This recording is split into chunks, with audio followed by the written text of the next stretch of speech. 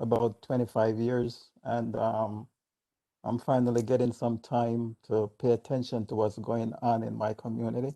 And I'm in loving whatever this. way I can make my community better, I'll try to do that.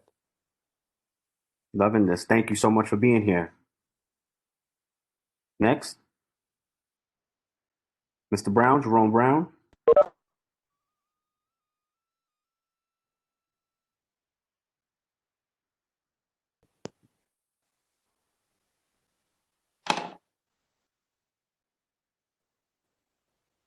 Mr. Victor Brown. How are you, Mr. Victor Brown? I'm doing fine. Good to see you. Good to see you. Cool, Good to see you. Okay. Good to see you guys. All right. Uh-huh. Margie.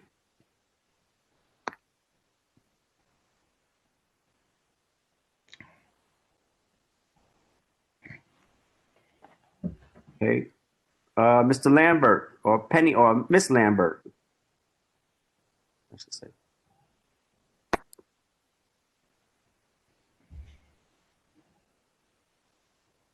Okay.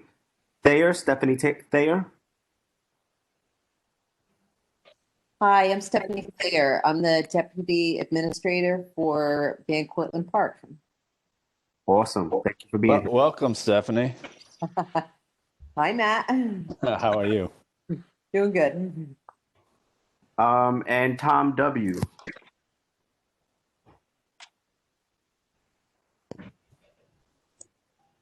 Hey all, I work for Ghetto and DeMille. We're just keeping up in the area. Awesome. Thank you for being here. Now I'm waiting for my co-chair. Oh, Mr. Mike Clinton. How are you? Good evening, everyone. Okay, introducing ourselves. You want to introduce yourself? I am Clinton Mike, Community Board 12 member. Yeah, that's it. Board 12 member. We have any specifics, or that's No, that's it. We're just trying to get everybody. So what I do in all my meetings, I want everybody to introduce themselves, acquaint everybody, and then we begin with the agenda. Okay. I'm actually reaching out to Ms. Bonds right now. I want to see, she's usually here, so I'm God willing, everything is okay. So, my name is Matt Dorn. I'm on there as user. I am the Parks Manager for the Parks Department for Community Board 12. Thank you, Matt, for being here, as always. All right, let's get this show on the road. I was hoping that Ms. Bond, my co-chair, was here. Hopefully, again, everything is all right.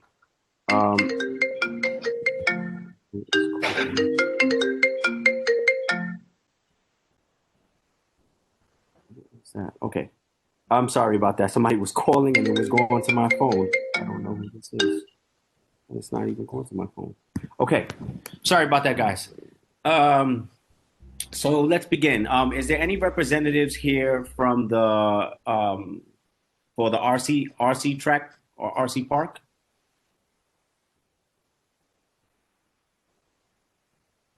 If there are, check to see if you're muted, to unmute yourself. Am I muted? Can you hear me? I can hear you, Ivan. I just can't Okay. hear anyone else. Okay. Is everybody familiar on how to unmute themselves?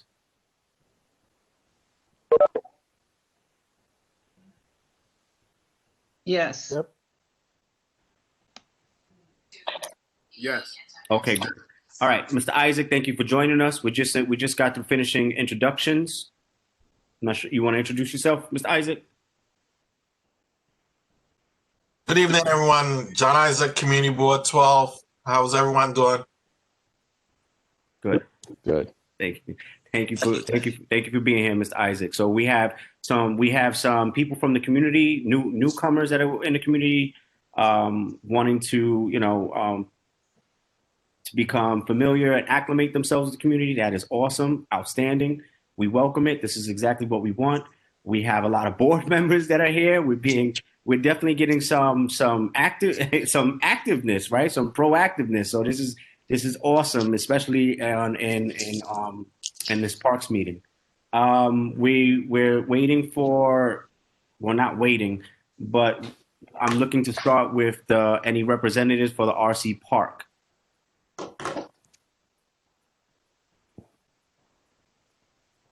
I'm hoping there's somebody.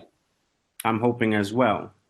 I mean, I can go 'Cause into. I have a lot of content on that, and you're getting it regardless if they're here or not. Right. So last month we had some miscommunication. So the parks meeting are going to be indefinitely the second Tuesday at 7 p.m. of every month. So you guys can write that on your calendars. Again, that is the second Tuesday of every month at 7 p.m. And all are welcome to attend. And and not even welcome, I invite, I implore, and enjoy your presence. All right, moving on. I wish I had Ms. Bond here to, how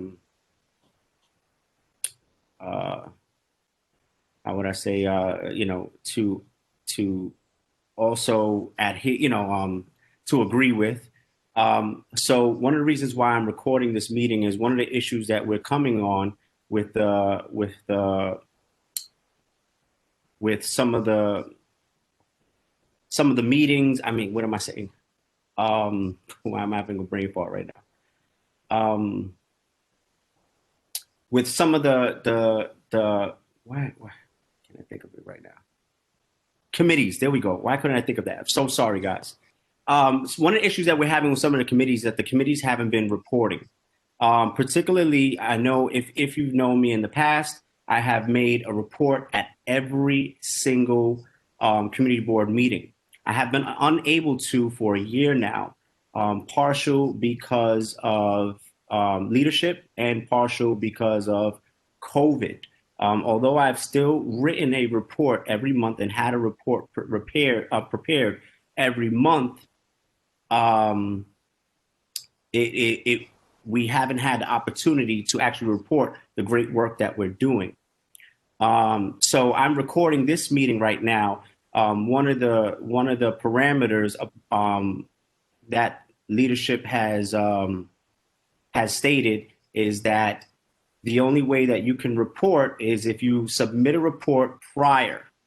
Well, this is a meeting, and I don't have a problem writing it. I just think that the semantics are a little skewed as far as reporting, because we're doing our due diligence, we're doing the reports, and when we go into our meetings for a full board meeting, we're not able to speak and we're not able to express ourselves and on behalf of our community.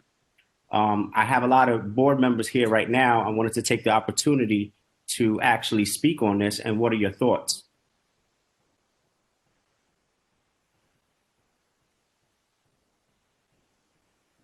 Good evening. I do apologize for my late arrival. Oh, thank you so much, Ms. Bond. Thank you. No problem. No problem. What I think would be maybe a fair compromise, because I do recall that we used to have more input in the meetings, and I think that we have to maybe just the same way we give the community access to be able to speak for 2 to 3 minutes, that each committee should share out on a monthly basis what's been going on, because it gives the community the opportunity to know. Sometimes they're not going to have necessarily, you think of the community at large, and not everyone has access to devices. Not everyone is going to take the time to go back to our website and to read the minutes from a meeting or something like that. But they will turn on their TV and tune into the board meeting. So this is our opportunity to touch base with the community. And even if it's for just 2 minutes, each committee just, I mean, you don't have to go in depth and you're not writing your memoir. Keep it simple, keep it short. And 2 minutes, just share out the highlights as to what's going on. I do think that there is a benefit to that. That's just my opinion. I appreciate your honesty, Ms. Bond. I was waiting for you because I needed some type of testament as to the work that we've been doing, right, since even prior to COVID. Right. And we have been doing that work, and and it's just it's disheartening when when that service is not being recognized, especially when we do this voluntarily. It's also disheartening when it becomes a politician show, when we have our meetings, our full board meetings as well. And I'm saying, and I'm recording this meeting so that if anybody wants to go back and see or hear what we've said, then so be it. Is there anybody else that would like to speak on these thoughts? Can I add one other note? I do think that there is it is important for the politicians to come and to speak as well. Okay.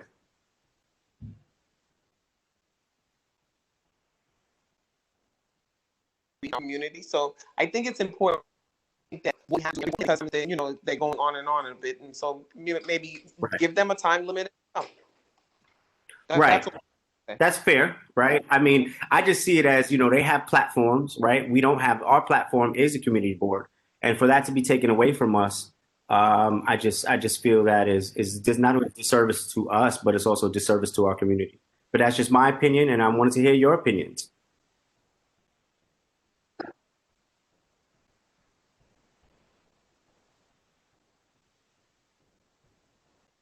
I have a couple of committee committee chairs here. I don't know why they're not speaking on this. This is very interesting. Well, good evening, everyone. John Isaac. We've always presented, but one of the problems that we're having was the length of the meetings. I think if there is like a pressing issue that the community needs to hear, like if there is a major improvement going on, I think then we could present it. And if it's an item we need to vote on, then we could present it. And then I guess that should be able to address the community. I think it actually should varies based on the topic and what's going on. Okay. What do you think? Like I said, I think respective. I mean, I hear what you're saying, and I totally respect your opinion, and that's what I want to hear. I want to hear something opposing to my opinions, because maybe I am wrong, right? And I'm okay with that. But again, I just I see our service. I see what we do, and to not and to do this work and then not be heard.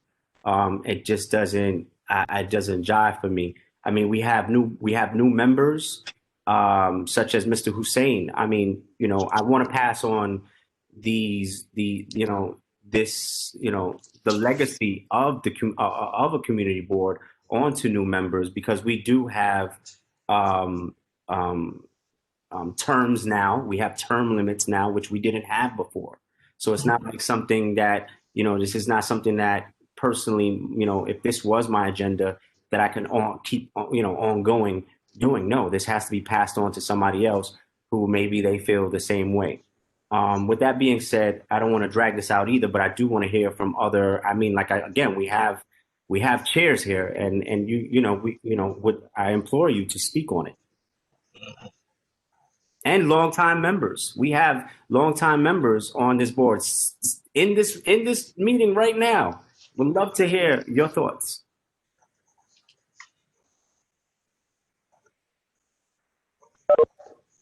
I'm not a chair or a longtime member, but I do want to say that one of the main reasons why I'm in this meeting, besides education, of course, is because the full board meetings haven't necessarily don't really provide much room for dialogue when it comes to the work going around across the board, and not a lot of comprehensive information. So I figured the committees is where you can really dive in and find out what exactly is going on.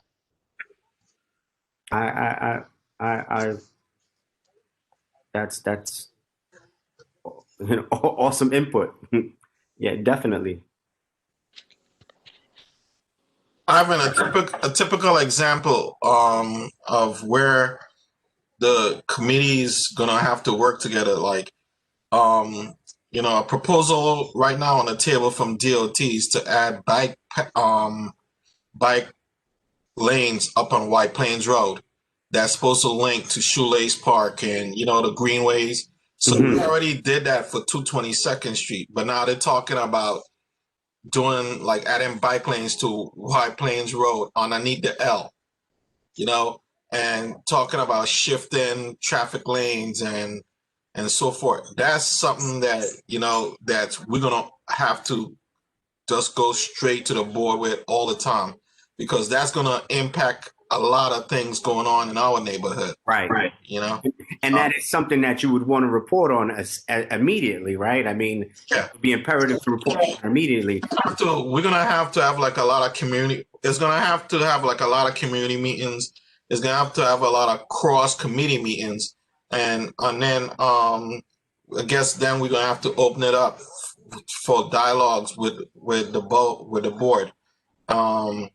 But right now it's not even being mentioned, because in-house we got to do a lot of soul searching and find out, does this really work for us? So as a chair, Mr. Isaac, my question to you: how do you think Parks or any other chairs or any other committees, how do you think that they'll be able to get something as important as what you just described? How do you think that they should go about doing it if we haven't been able to? I mean, I'm speaking from my committee, haven't been able to do so for over a year. I don't know if it's. I guess if it's something of a great magnitude, I think you should approach the chair and just let him know, this is going to really impact the neighborhood and the community, and request, ahead of time, that you need to have some time to express your ideas to the community. That's one way of going about it. Okay, that's sound advice. Thank you. All right. With that being said, is there anybody here for the RC Park? All right. So I'm just going to give a brief overview of what we've been doing with the RC Park, because that is on the agenda, and I'm sad that nobody's here because they have been doing. They've been working diligently. They even reached out to me last month when we were supposed to have the meeting. So I kind of got to give them a get out of jail free card. Because they've been doing their due diligence. They do have a plan for Mr. Doran, which you will be reporting next.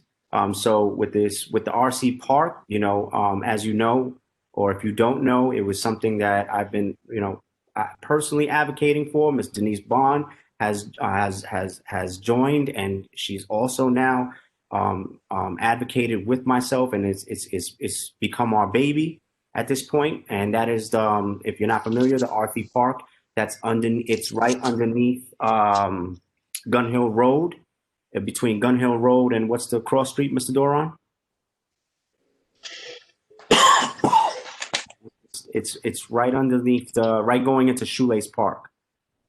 Sorry, I had to unmute myself. It's okay. It's just south of Gun Hill Road and Bronx Boulevard.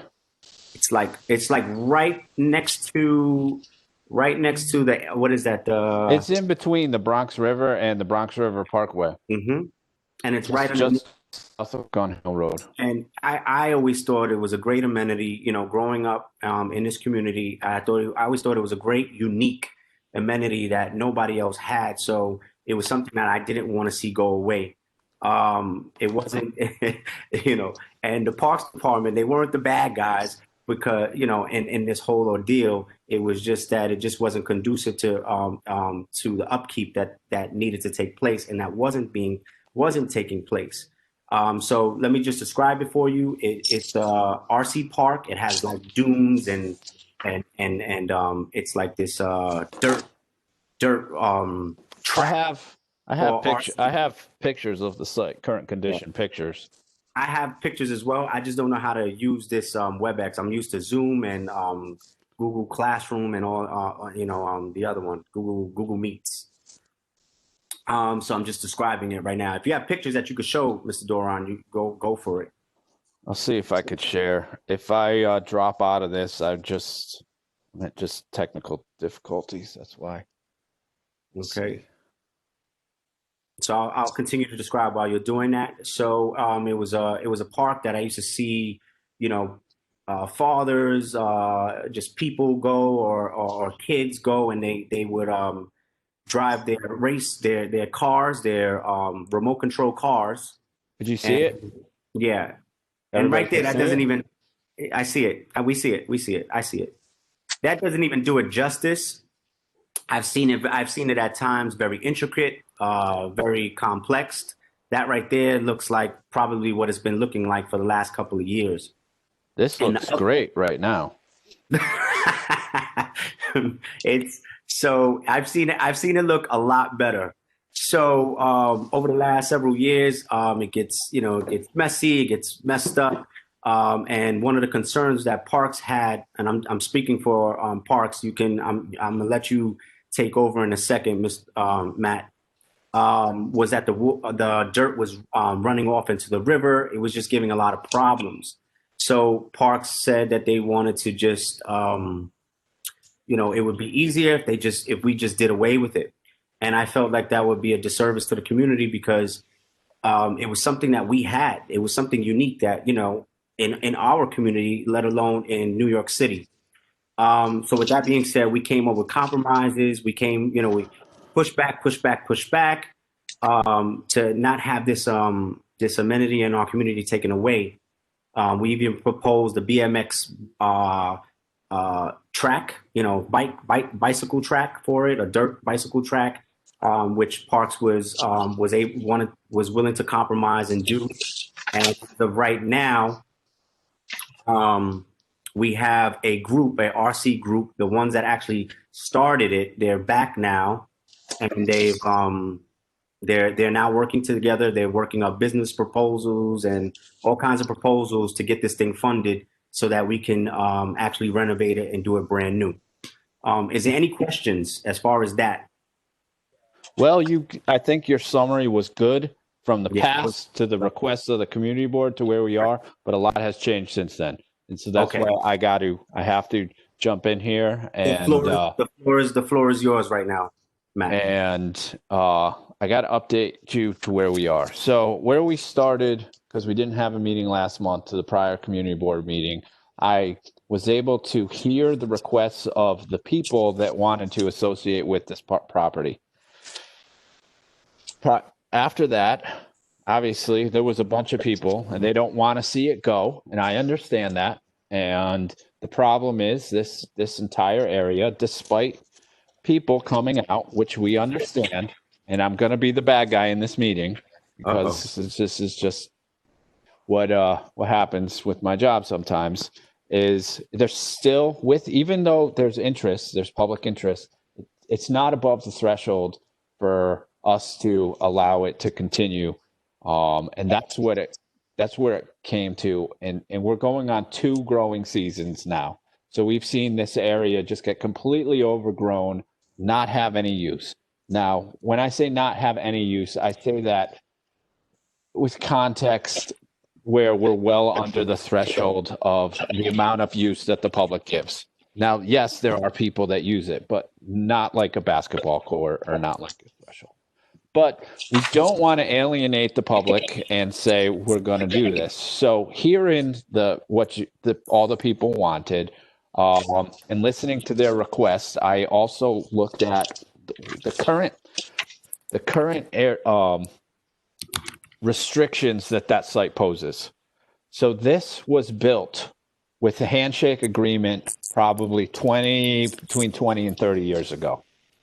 We can't do that anymore. There's DEC laws that now regulate this area as a floodplain and a riverbank to the Bronx River. And this is not parks. This is state DEC, Department of Environmental Conservation. So they have permitting processes that are going to limit the amount of stuff that could be done. So we cannot change the site any more than as is. And so that's why I wanted to take a look at these pictures, and I'll bring those up in a second. But that's one of the things is the site. If we're going to go ahead and allow this group to now take ownership of it, it can't be a renovation. It just can't because of the location and all the environmental laws that are now out there. That Question, back then. Sorry, I don't mean to cut you off. Just trying to get through it. Is when you say renovation, is that just semantics of wording? You can't change the grade and move stuff around. There's only one clause to that, and we would be able to do that under the restoration clause, which is what we originally wanted to do, is bring it back and just have turf there. Because that's allowed, you're getting rid of all the silt runoff and you're getting the sand runoff that goes into the river, and it's within the what's there is within the area, the buffer zone, where it wouldn't be allowed if it wasn't already constructed years ago. Like, we wouldn't be able to do this. We wouldn't even be talking about this putting an RC track now if it didn't happen 20 years ago. So I have like two questions. So is somebody here from Bronx River Alliance, right? No. Stephanie's from the Van Cortlandt Park. Oh, well, okay. Maybe Stephanie can answer if she's Stephanie. Is there anything that can be done? Because I've seen like the Bronx River Alliance. They've done different. How would I say landscaping to actually prevent these things from happening. Is there anything? And I'm not saying that you don't know, Matt. I'm sure you're very well versed. I'm just asking if there's, from the outside, if there is something that can be done to, rectify this. To rectify what problem? To rectify the issues that you're having, No. So what I'm saying is there's nothing that needs to be rectified. If there's any construction going to happen, it's going to be a restoration construction going back to turf. So that's what I'm saying. We can't do anything.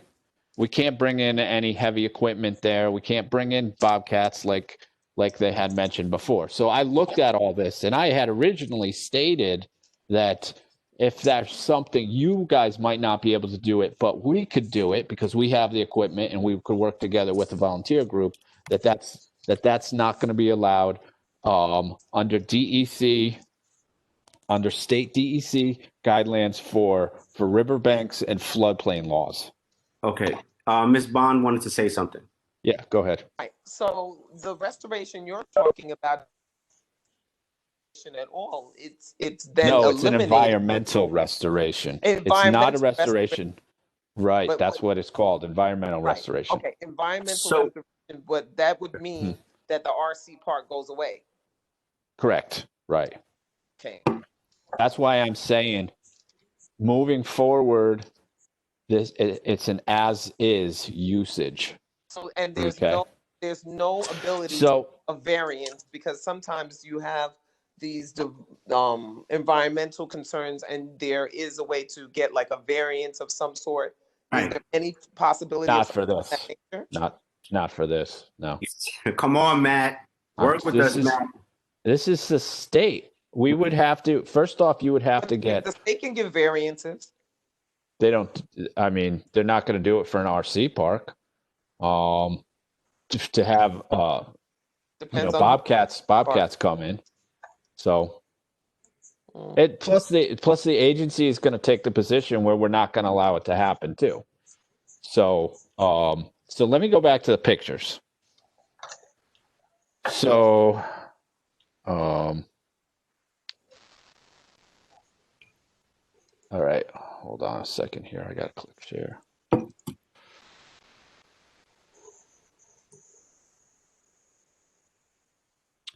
All right, so there's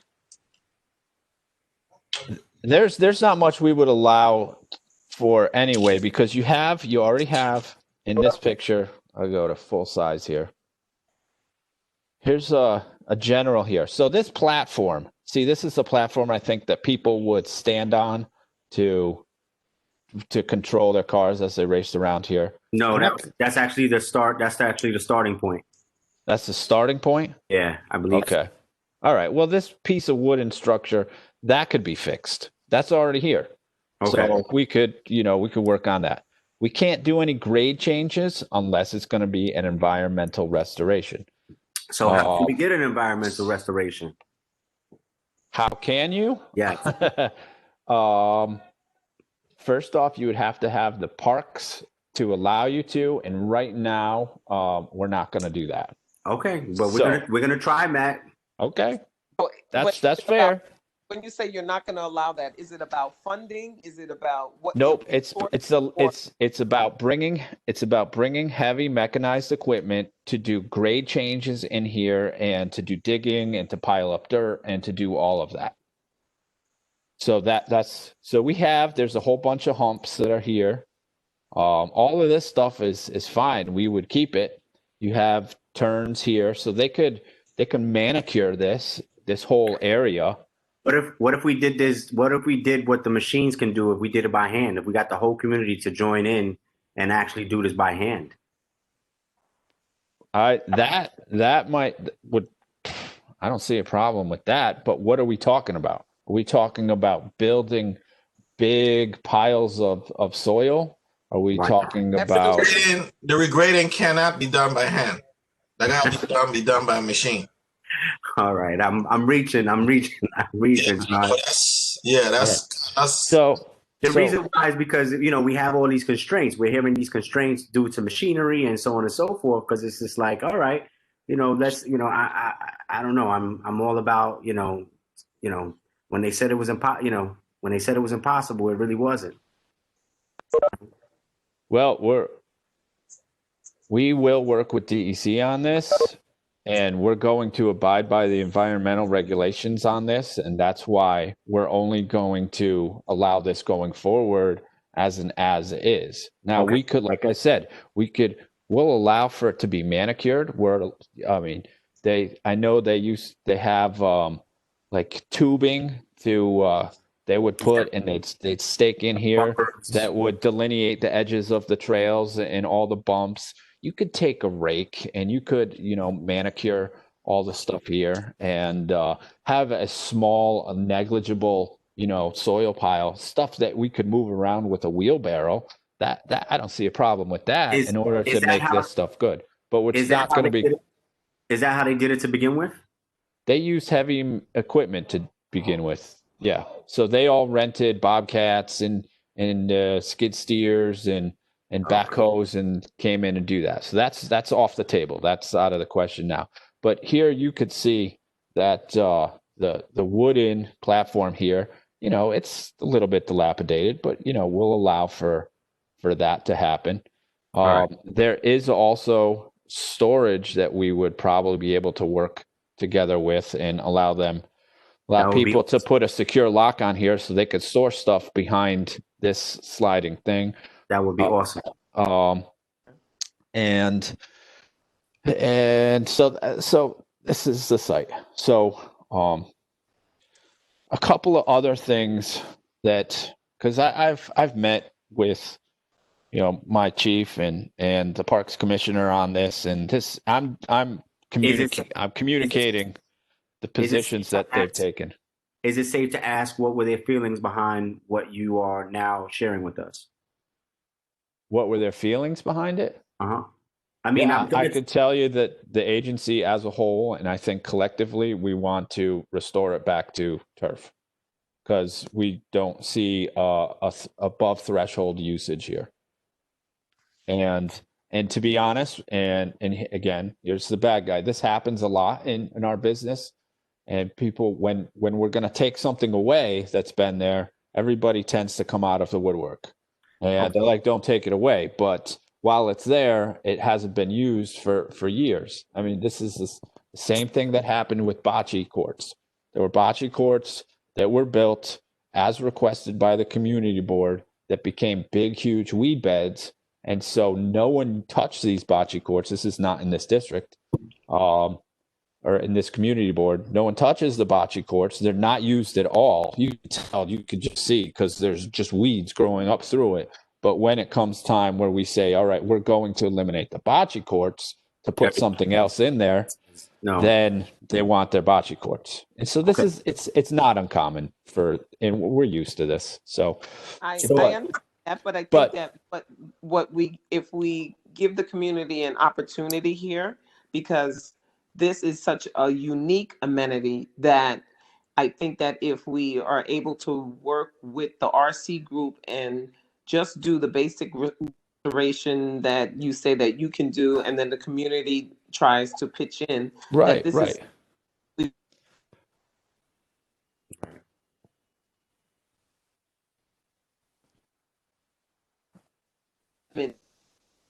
So things like that's we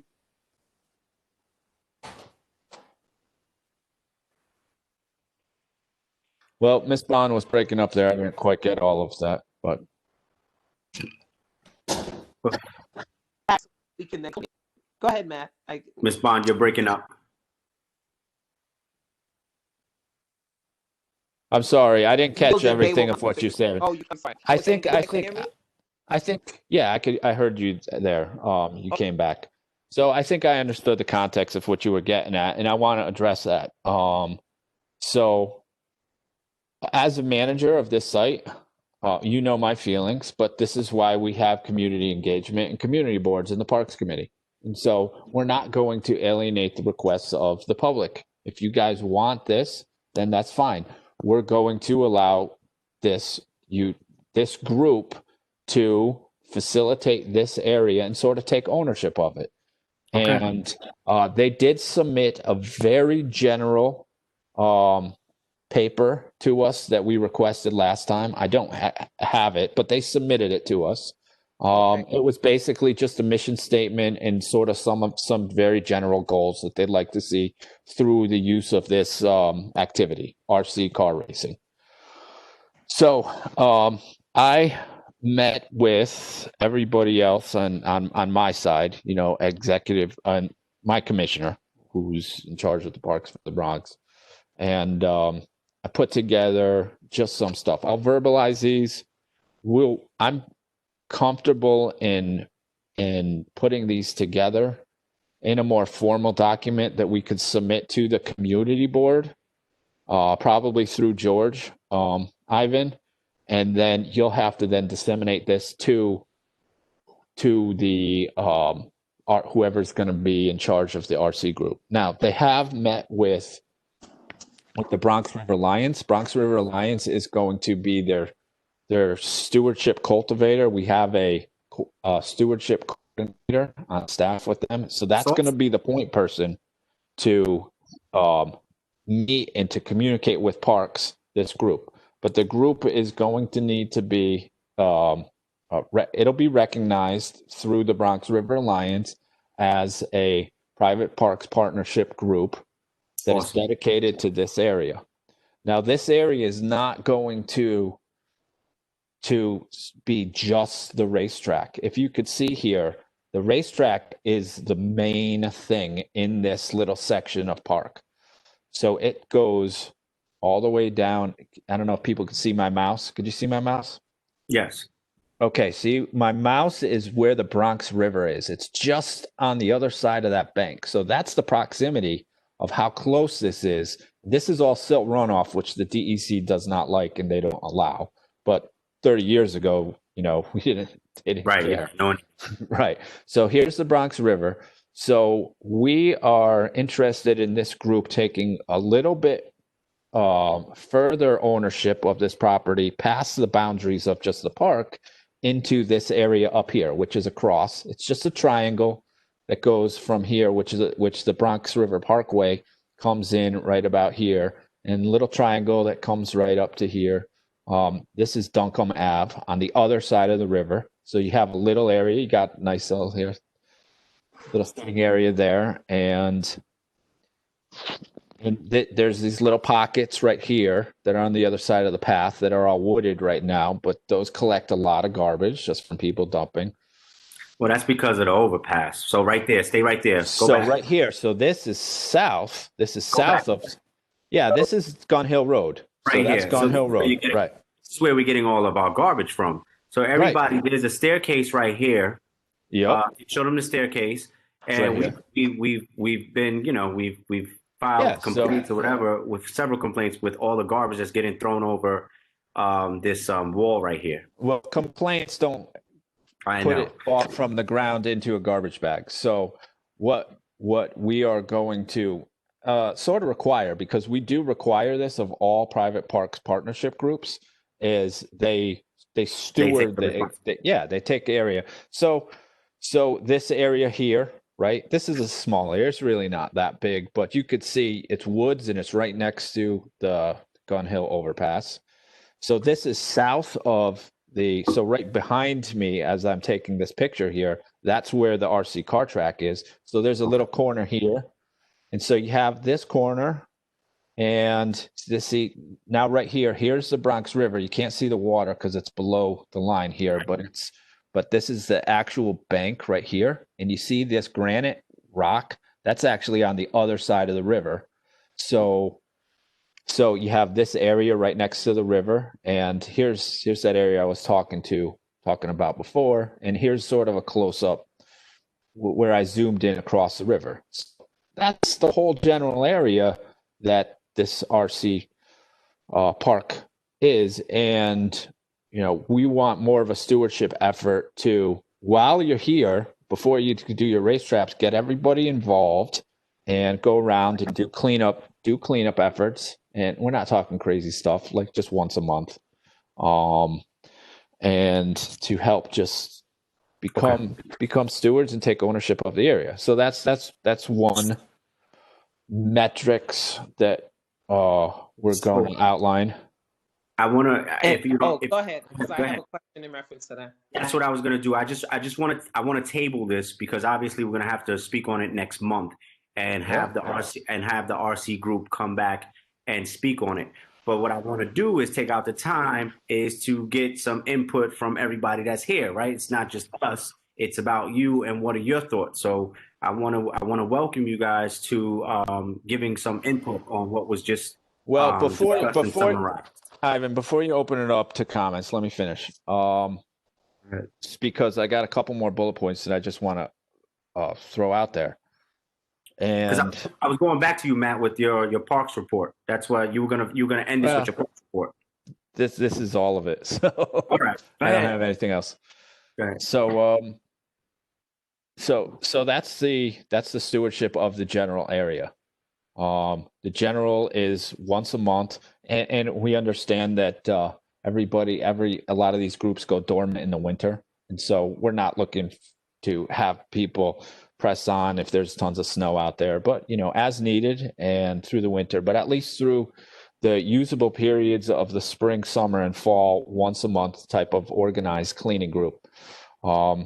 They would also have to participate in a certain number that hasn't been determined yet of stewardship work days for the Bronx River. And this is what the Bronx River Alliance puts on all year round, all up and down the river. So they would have to have their group just participate in some of these. The other thing is, and this is the community outreach of it. And so this is where, if you're going to be a group using public property for this, you have to have planned outreach events for the community, predictable days and times when you could say, here, we have this RC group.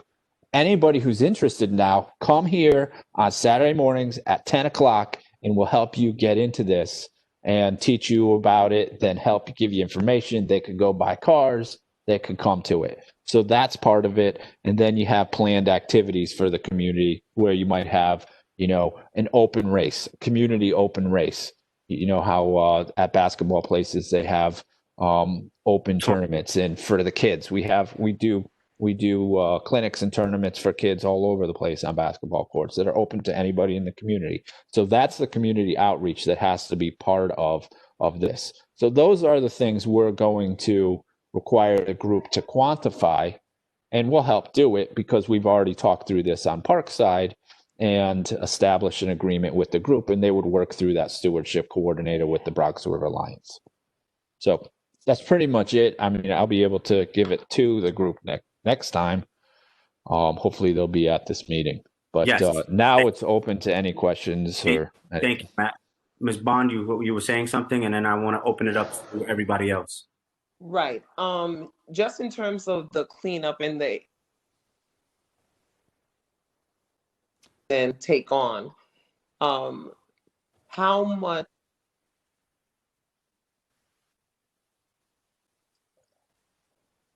was your the parks those areas currently?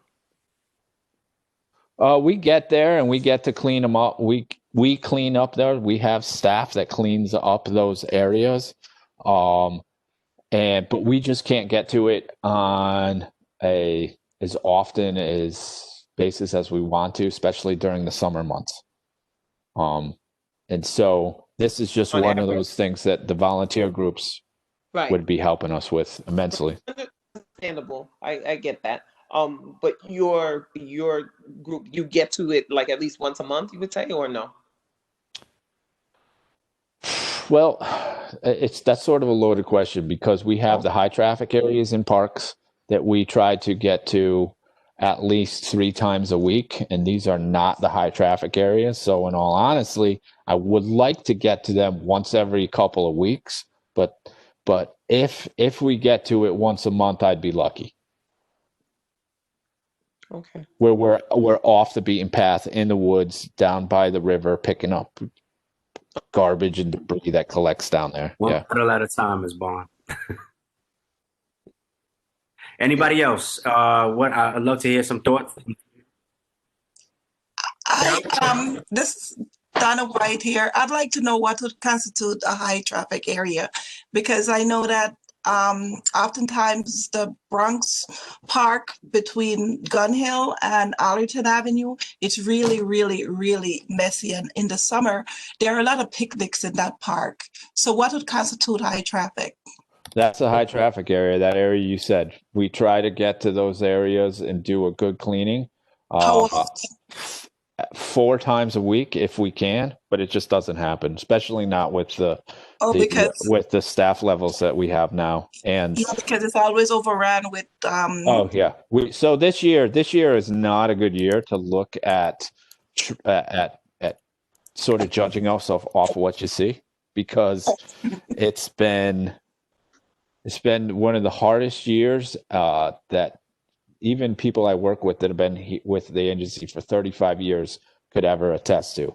With the lack of staff that we had, with the lack of spendable assets because the city has cut back on everything because of COVID, and then the incredible increase in the amount of park goers that don't take their garbage out of the parks. Then they bring it in and then they leave. And you all could see this if you go into the parks on a Monday morning or a Sunday morning after a really nice weekend. So it takes, my staff levels go down. And so what could normally take me, a few hours with everybody to clean has taken us a couple of days to clean. And you could just imagine how everything gets backed up in there and you just can't keep up.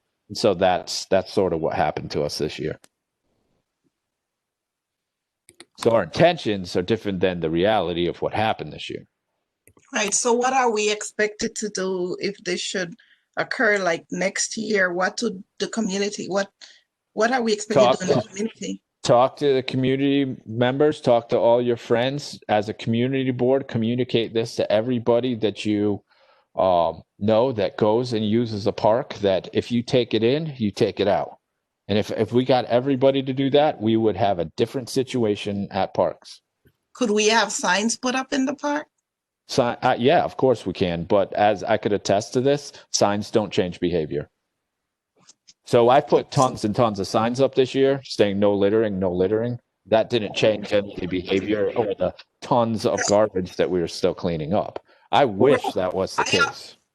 I also noticed that there wasn't sufficient garbage bins because people would put their garbage would be dropped beside one bin, and then you go another block, you see another bin with tons of garbage beside the bin. So yes, if they take it out, if they take the garbage in and then they take it out, are they expected to take it? Where are they expected to take the garbage to? Well, if they bag it and they leave it near a garbage can, that's good enough. We'll be able to clean it up. Yeah, the dogs and the raccoon get to it, and it sits there for days. Well, these are the problems that we have, and you're voicing legitimate problems that we have when you have just the number of people and the number of people that are using the parks just deposit the amount of garbage in parks that we just can't clean it up. And so I could put more garbage cans out there. That tends to not be the issue. It's just the vast amount of people that aren't cleaning up after themselves, and that's really the biggest problem. So, it's not signs, and I know this doesn't make it makes sense for community members to bring these up as ways that we as an agency could help the problem. But as the agency, we've looked at this through many parks and through many trials by doing these things over and over and over, and it doesn't seem to change behavior. But I'm always hoping it will, because we put them out there. Ms. White, I just want to let you know and everybody else know this is something that we advocate for on a monthly basis. So not to be the dead horse. You want to know, or see Mr. Doron as the bad guy because he is here. You know, he does give his reports, and he takes a beating from us. He takes a beating from us every month, and I'm just happy to see that he comes because we beat him up. We're taking it easy on you today, but we beat him up. We beat him up every month on these, the stuff that we've been advocating for our community, such as the trash and the garbage and the lack of staff, machinery, and so on and so forth. We've made a lot of progress, but we've got a lot. We got a lot more. You have to go. You guys have, and you guys have, and helped us out a tremendous amount. And through former council member King over the last 2 to 3 years, I remember we've been talking about this. What do you need, Matt? What do you need? I need vehicles. Well, finally, it just takes the city. It's really the city 2.5 years to finally allocate it. But one of the vehicles that you guys allocated towards us through council member King's money, I'm going to be getting. So we're going to be getting a brand new vehicle that's going to be dedicated just to Community Board 12. It only took 2.5 years, but we did it. So I thank you. Isaac, you're telling on yourself. You're smiling too hard there.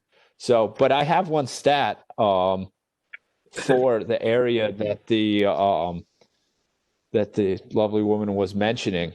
In that section of park, that's all part of Shoelace Park, we pulled 14 garbage cans out of the Bronx River just this year, just this sort of growing season between the spring, summer, and fall. So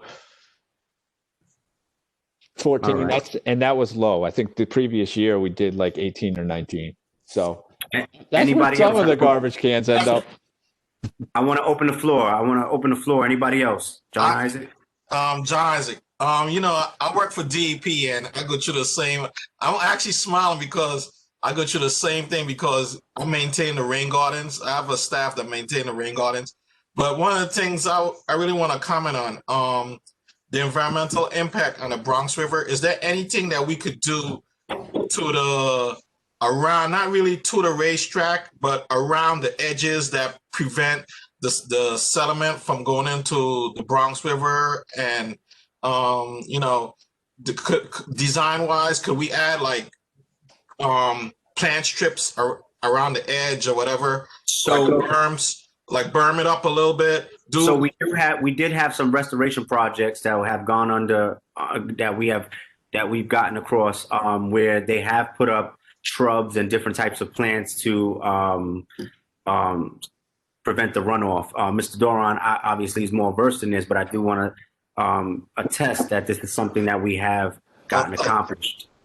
Yeah, well, that group, the ownership group of this area for the RC track could work directly with the Bronx River Alliance and do planting projects that are planting of shrubs, small trees, specific plant species that are great for collecting water and runoff before it goes into the river, and to do planting directly right there. That could all happen. Anybody else? The floor is open. One more comment.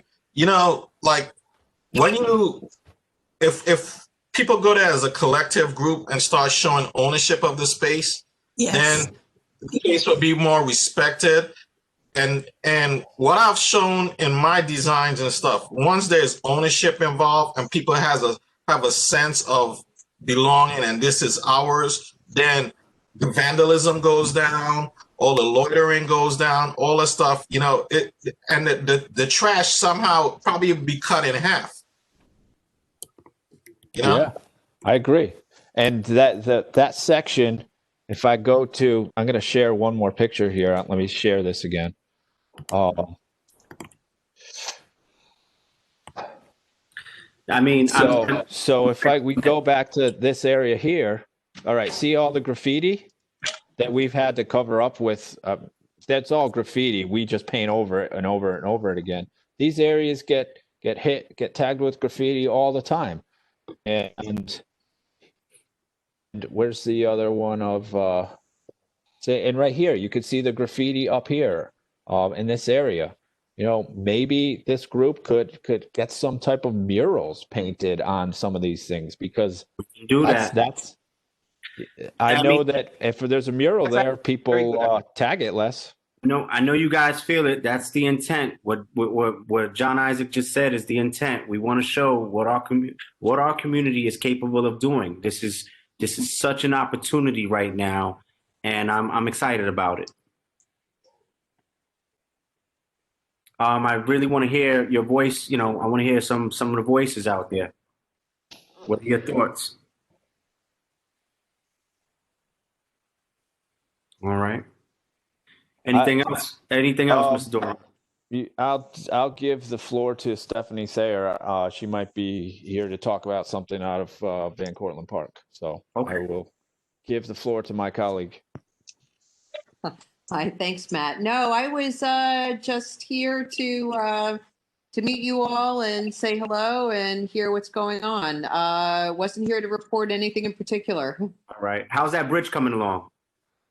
Oh boy, a lot of construction projects were put in. Are you talking about the pedestrian bridge that connects the east and the west? Yes. So we're part of that. So if you could give us a brief summary before we end on that bridge project for those of us that don't know. Sure. So it's a bridge that connects the Chandler Recreation Area to the other side across the highway. It's in the planning phase. However, when COVID hit, all of our construction projects were put on hold, including this one. However, in the fall, a lot of the construction projects restarted. This one, however, has not. This one hasn't. I'm a little bit concerned about any kind of project that is in a planning phase and does not have shovels in the ground when you're hitting a financial crisis, as the city is and the state is. So we'll see where that pans out. And that construction, by the way, is being done by the Department of Design and Construction, not by Parks Department itself. Got it. On a happier note, I can say that the Woodlawn Playground, we're seeing momentum on the spray shower restoration and the comfort station rehabilitation. Awesome. So happy to end on a happier note. Awesome. So for those of you that don't know this bridge, I've seen the plans for it. It's beautiful. It's like glass. It's just beautiful. As far as the spray shower, that was also a big to-do because it was a very expensive spray shower. But thank you so much for that report, Ms. Thayer. Oh, and one other bright spot in terms of capital construction, Indian Field, which is on the corner of BCP East and Jerome. That construction is coming to an end. So, you know, we'll be able to play there in the spring. I mean, it'll Awesome. be open before then, but the weather being what it is, I think that we'll be able to enjoy it in the spring more. Awesome. All right. Anybody else? Do I have a motion to close this meeting? Committee members? I'd like to make a motion that the meeting be closed. Do I have a second? Second. Thank you. All right. So thank you everybody for joining us. I hope to see you again next month. This was awesome. I hope you took, gained something from it, got something from it, and looking forward to seeing you guys again next month. Thank you so much for joining us. Have a good evening. Have a good Have a day, good everybody. night. Thank you. Thank Take you. care. Bye-bye. So long. Bye-bye. Thanks, Ivan. Good night. Good night, everybody. Nice job, Ivan. Thank you. Thank you. Yo, Good Ivan, night. you look like you got a halo around you, dude. Good night, Ivan. Good night. Good night. Good night. That background is serious. No, it's a blurred out background. So look, wait, hold on. If I can I was change. getting ready to text you, but I was too busy laughing.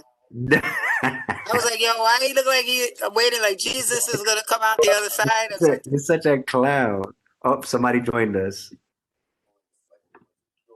All right. I was gonna show you what it is. Anyway, wait, what number? Whose number? Who's that? I don't know. Well, anyway. All right. So I'll call you. I'll call you back. All right. I don't know how to do that. It's okay. You know so many other things, dude. Yeah, I know. I don't know. Oh, hello. Okay, they're gone. I got him. Yeah, I got him into the lobby. So I didn't want to look like I have a nice background, and so I get a lot of slack for my painting in the background. So I didn't want to look too bougie. Okay, there I go. All right. You heard me? Yeah, you didn't want to be too bougie. You I can't didn't help want to be too dude. bougie, so I blurred it, but I don't even see where I could do that. Hold on. Show meeting controls. Where's that at? I don't even know what the hell how I did it. Oh, here we go. Here we go. Change virtual background. So here we go. Look. Oh, there go Michael. Oh, there goes Michael. We were in the CEC meeting. Oh, okay. Okay. Hey, Dr. Burke. He's slowly. He's on the phone. All right. So I'll talk to you. This meeting's over. Have a good one. But you saw my blurred thing, right? Yeah. Yeah. All right. I'll talk to you, babe. Just cracking up. I'm gonna call you. Bye. Bye. Bye.